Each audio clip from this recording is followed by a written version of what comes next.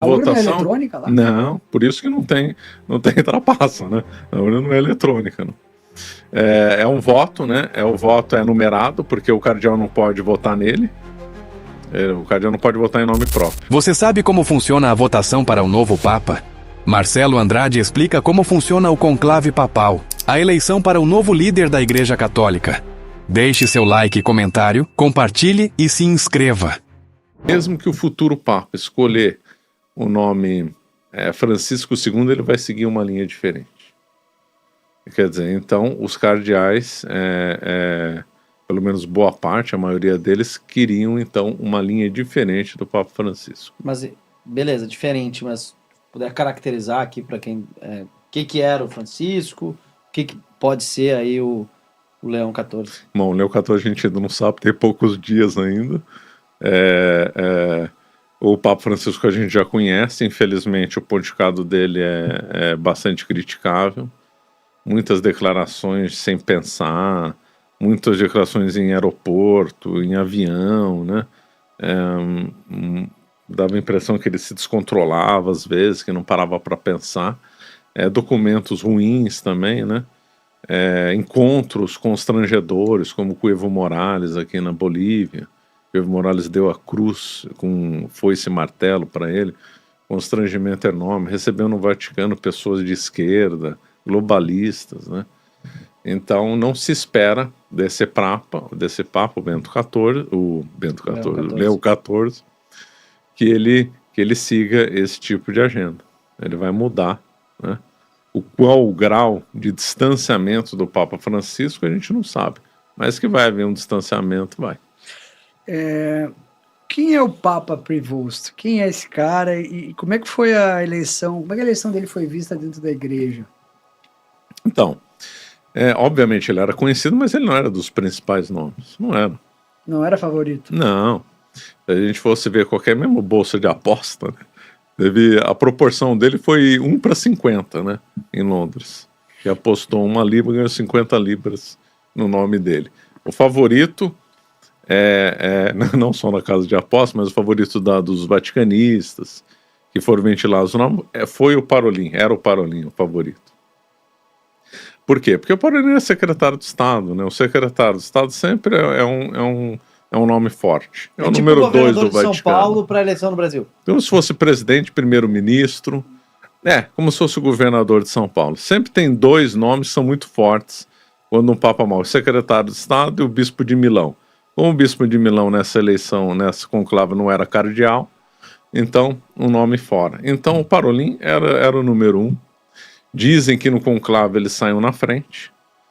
E o número 2 na primeira votação foi o Tagle, que era uma espécie de Francisco do Oriente Médio, do Extremo Oriente. O Tagle era da Filipinas. Votação, eu não entendo bem como é que funciona o conclave, eu queria que tu explicasse. Então, os cardeais, no caso, a eleição teve 133 cardeais, votantes, né? Tem mais cardeais, só que na hora que foi fechado lá o palácio, por isso que conclave significa com chave, né?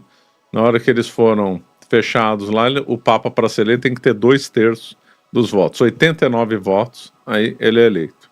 Não é 89 mais 1. Está cravado 89. Mas tem os candidatos? Tem. É lógico que a pessoa, o cardeal, ele não pode se apresentar, olha, eu sou candidato a Papa, essa é a minha plataforma. Não, isso não existe. Existem pessoas, outros cardeais, chamados de grandes eleitores ou kingmakers, que então começam a trabalhar para certos nomes, né, com a licença do indicado, óbvio, né? Então alguns cardeais trabalharam para o Parolin ser eleito com a anuência do próprio cardeal Parolin, claro. Outros cardeais trabalharam no nome do Tagle, com a anuência dele, claro. Quando chegou na primeira votação, o Parolin... É o primeiro turno. Primeiro turno, não chega a ser primeiro. Ia ter o segundo turno só se depois tivesse muita votação. Aí ficariam os 2 mais votados.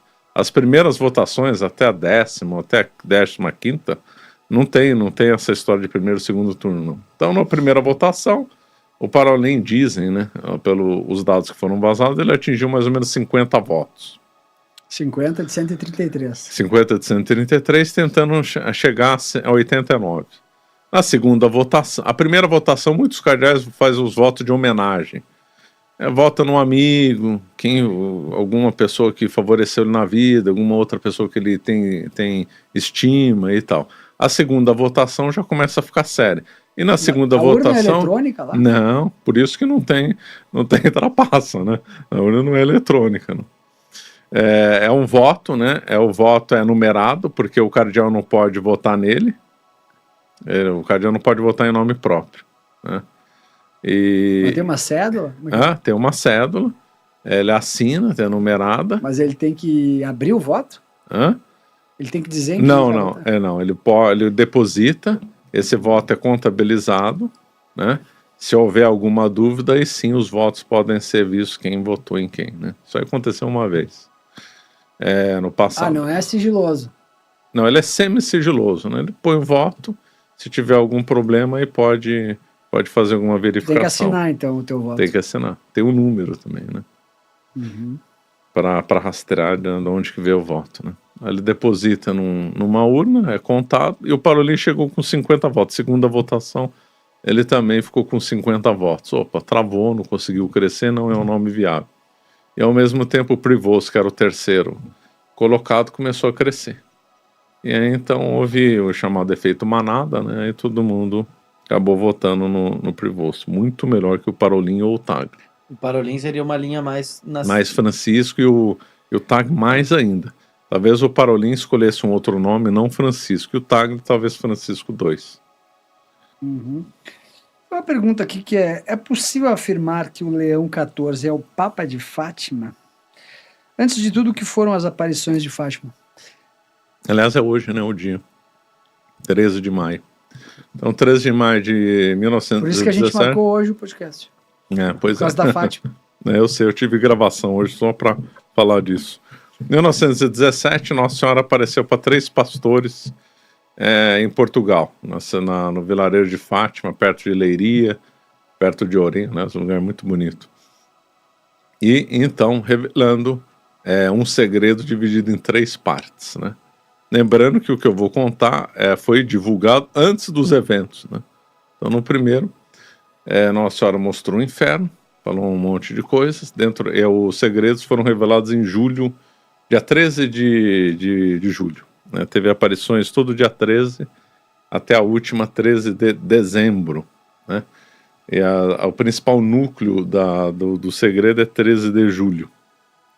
E aí, então, o que é interessante é que no corpo do segredo, Nossa Senhora falou que a guerra ia terminar logo, era em 1917, terminou logo, ano seguinte, 1918. Depois falou, se os homens não se emendassem, havia uma outra maior. Veio, Segunda Guerra Mundial, e mais. Falou que ia ter um aviso no céu. Teve.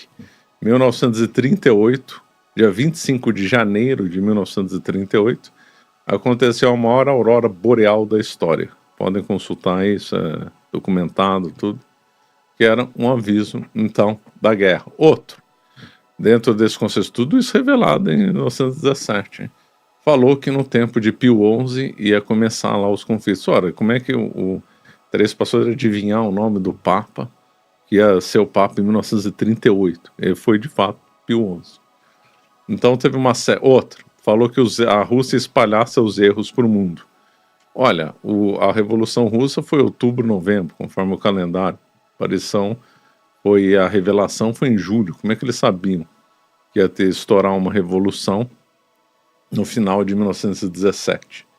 Então o que foi divulgado acabou acontecendo. Né? Tendo um terceiro segredo, ou melhor, a terceira parte do segredo, que é a mais complexa, que até hoje ninguém sabe o teor.